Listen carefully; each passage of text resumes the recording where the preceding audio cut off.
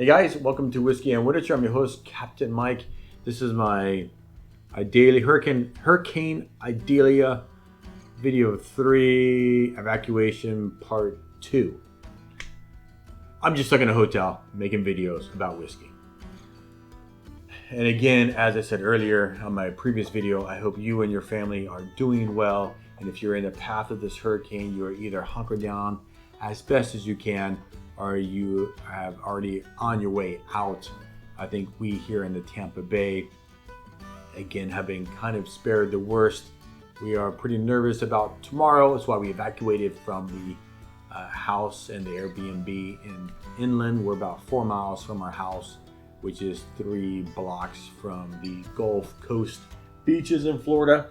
So we are out here. It's why if you've seen in my videos, I don't usually film on a GoPro in a hotel with an exterior microphone instead of the other microphone and all the other stuff. So I'm in a hotel, so the audio is a bit off or whatever today. And I just realized on my first video, you should not film in 8K and try and process that on a laptop. It is having some really difficulties on my laptop processing the first 8K video that I filmed. So this one is not an 8K, which is ridiculous anyway because YouTube doesn't even play 8K that I'm aware of. Anyway, the first video was Irish whiskeys, and this video also is Irish whiskeys. Again, I have been drinking Irish whiskeys since almost the beginning of the time that I've been drinking. And I've been drinking for 4 years now, since 2019. The Midleton Very Rare was one of the first whiskeys that I bought, the 2019 vintage. And I've been a big fan of the Midleton and Midleton products ever since then. And I've only, through the past year or so, really realized how big Midleton is. We went to Iceland recently. We're going to go to Ireland afterwards. And I actually had tickets to the Midleton distillery in Cork, and we ended up coming home instead of going to Ireland. It is what it is.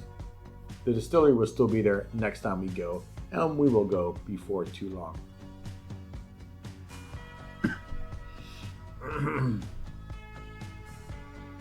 But today we're going to compare 2 Irish whiskeys that they both come from the Midleton distillery. Jameson is probably much better known in the United States than Midleton. I think just about everybody who's had some Jameson whiskey. If I ask many guys that I know, have you had Midleton? They'll be like, Midleton, what? But Jameson is distilled in Cork, Ireland at the Midleton distillery. So that's cool. This is my second bottle of the Jameson 18. I just cracked it just a bit earlier today, had a very small pour of it. And this Midleton I have at 19. This is the 21, and I have the 22. I skipped the 20 because of COVID. I just, didn't get it.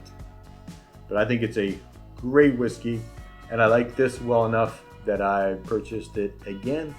And so let's talk about how these are similar and how they're different. Again, we're going to very briefly nerd out on Irish whiskey. There's 4 main types of whiskey you get from Ireland. You get the single pot still, which is kind of the classic Irish whiskey that is unique and legally that is an Irish whiskey.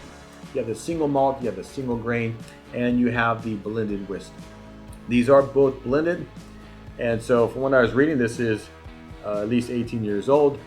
It has 3 different whiskey distillates in it that are aged separately. Then they're married together, that's what they called it. At the end of the process, at the end of those 18 years, they are combined and batched together for, I think it said 6 months to create this whiskey. This is bottled at 46 ABV, which is kind of a classic Irish whiskey ABV. The Midleton Very Rare, this is bottled at 40 ABV. And these whiskeys, let's see, I was looking at the website earlier. This is a blend that range from 15 to 36 years old.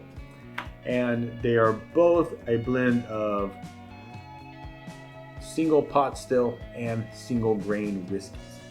So there's some similarities and differences. This is $169.99 for the bottle. That's the MSRP. And I can't remember what I paid for this one in 2021.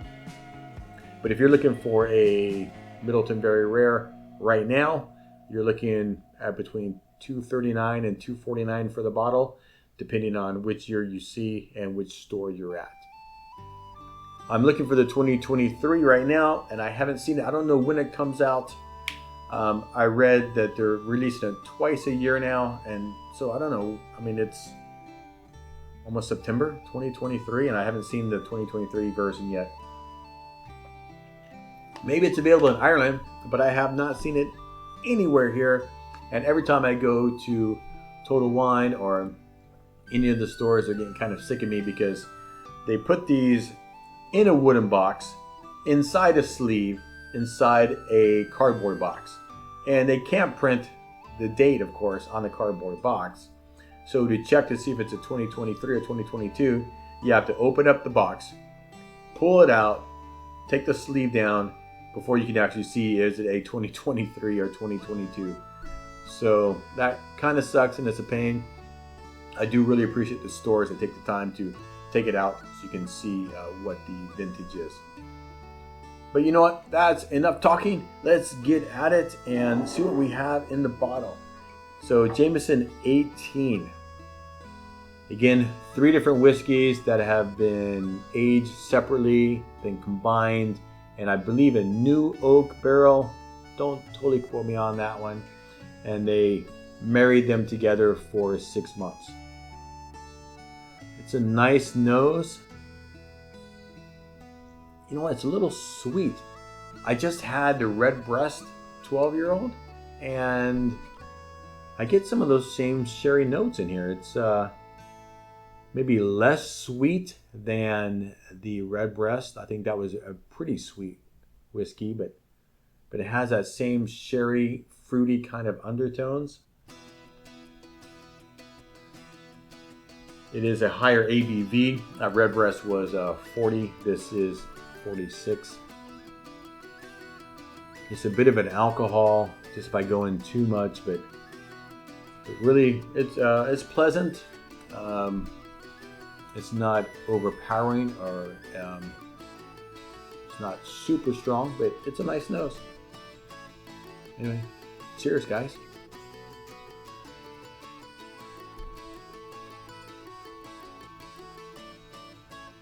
Whoa. And my apologies about the audio. I'm going to try and noise reduct it when I'm done with the video, but I'm not using my lavalier mic like I usually do. I'm using an external mic, so a shotgun type microphone. I think because I'm in a hotel here and everyone has their cell phones and stuff, it was kind of interfering. Just the hotel in general, maybe. I'm not sure, but that lavalier mic was not working. And I don't think the palate matches the nose on this whiskey. Just kind of soft and gentle and sweet. A little bit of sherry on there. I got a little fire, a little bit of spice, a little bit of bite on the palate.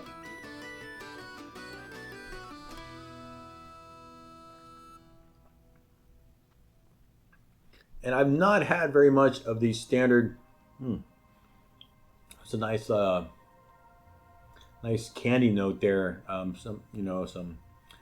Maybe some toffee or something like that. That was an interesting. Don't get that on the nose at all. I do really like this whiskey. I've appreciated it. That's why I bought another bottle.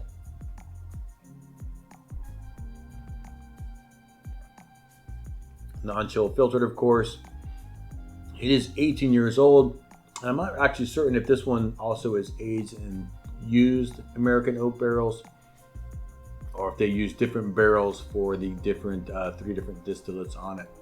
I can't remember what the website said on that, but you can tell that age. There's some viscosity. It's really not an exceptionally long finish or anything like that. It's not crazy long, and it just kind of fades away. I like it. Midleton, very rare. Let's take a quick sip here first. And they have different expressions. They have the Barry Crockett one, and they have a couple of different ones. I haven't tried any of those other expressions of the Midleton Very Rare.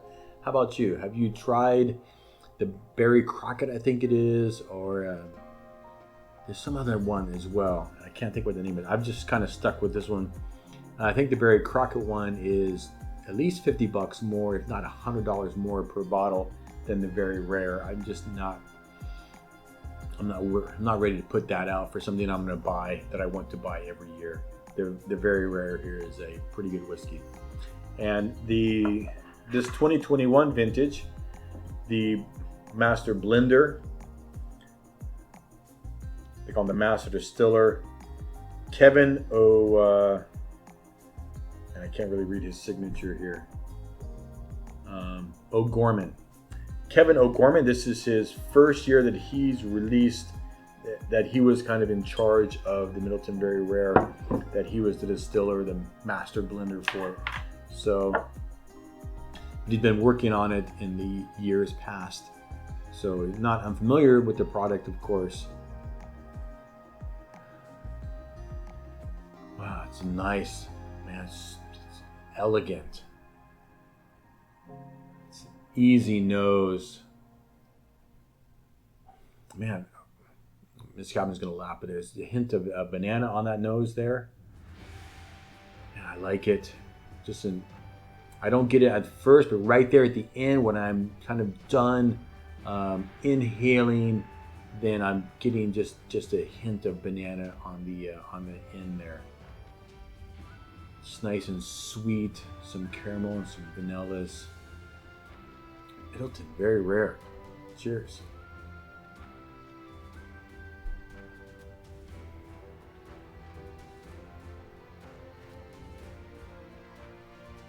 And it's light. It's much lighter and brighter, I would say, and can be lighter and brighter if you are than the Jameson 18.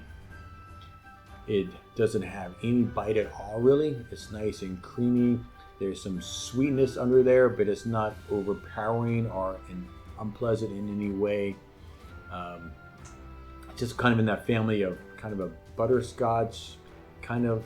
Man, when I nose butterscotch and those caramels and those other kind of sweet candy type flavors, it's hard for me sometimes to distinguish those one from another.